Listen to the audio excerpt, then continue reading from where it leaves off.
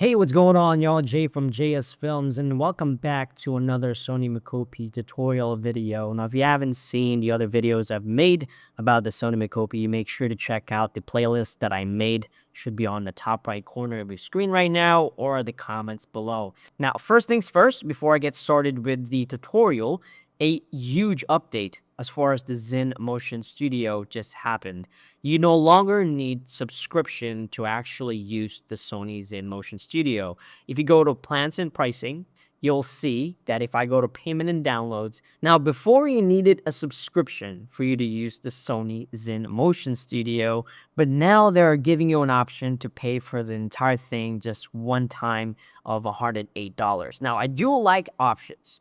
Right? I do like subscription, but sometimes I know a lot of people just rather pay for it all at once. So now we have that option of having both. I know subscription is good because sometimes you have like slow months when you're not doing a lot of mocap, so you can cancel it. But this is good because I know some people were asking for non-subscription base. So this is a really, really good start with this update here. Now, I know what you're thinking. $108 might still be a lot of money, but they did add a motion preset library with a bunch of motion animation data in it. And that's what we're going to be taking a look at today.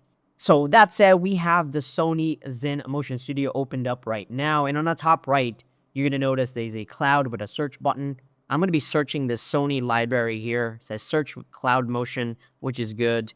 And I'm just going to do the rifle. All right, so that's going to open up some motion animation data. And what I'll do is I'll just click this one right here, firing. I'm going to click add, and that's going to add that to our project. Additionally, I have a falling with rifle here. I'll also add that to my project here. Then what I will do is I will just drag and drop our standing animation. I'll press spacebar here, and that's going to play our animation. Again, this motion animation right here looks pretty darn good. Okay, so we have the firing one. And similarly to an NLE, again, we can scrub through this timeline here. And next, I will drag that falling motion as well. So now we have two. We have the left one, which is the firing one. And we have this one, which is the falling one. Now, what I'm going to do now is use the Zen Motion Studio's tween function. Now, what tween is going to do is actually blend these two motions together, which is pretty incredible. But before we tween, we want to go ahead and edit the clips first, because it is a little bit longer. So right here, after the shooting's done, I'm probably going to stop it right about here. And just like an NLE, I can drag this timeline here and go to the left, which is perfect. And I'll go to the second clip now. And in here, I'm going to cut away the standing part because that's way too much.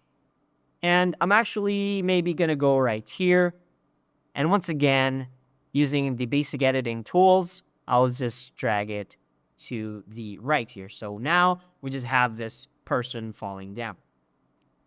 Now what I'll do is I will click and shrink this. So, we have a couple of frames in between. Now, before we combine these motion capture data, you're going to notice that the rotation is off. All right. You can see, I love this thing. This little icon right here shows you where the character is facing, which is amazing. So I'm going to try and match that as close as possible. So I'll just go to the second clip here. And this little icon, this half circle, I'll just rotate until it matches the other one. Okay.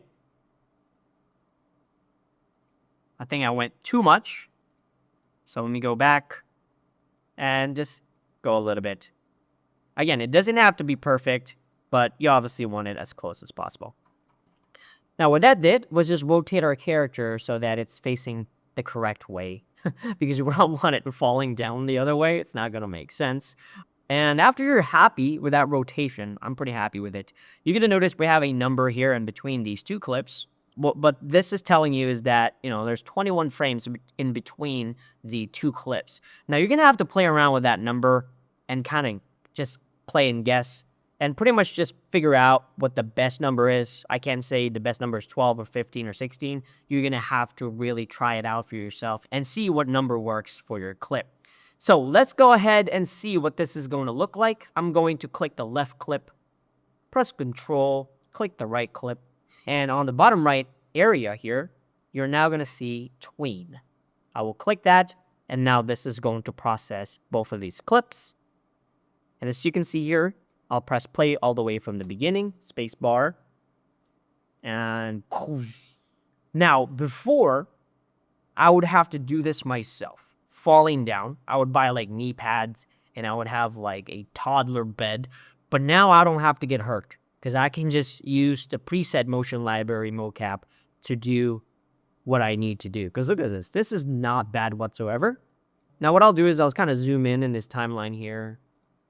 And I'll delete that, because I think it's a little bit too much as far as the frames in between. So I'll just fold this, control once again, and we'll just redo it. And it's non-destructive. You can always control Z and redo it, which is amazing. So let's play back all the way from the beginning, press space bar, and there's our character getting hit. Ow! Ouch! You know, it's kind of cool. You got hit from the side, didn't see the enemy. And another cool feature with Zen Motion Studio is the personal cloud. What this means is I can actually go to my personal cloud right now, upload this in here whenever it's done. All right, whenever it's done, got hit, get hit. And I can add tag, rifle, and then you can add like hit. Okay, and then upload that.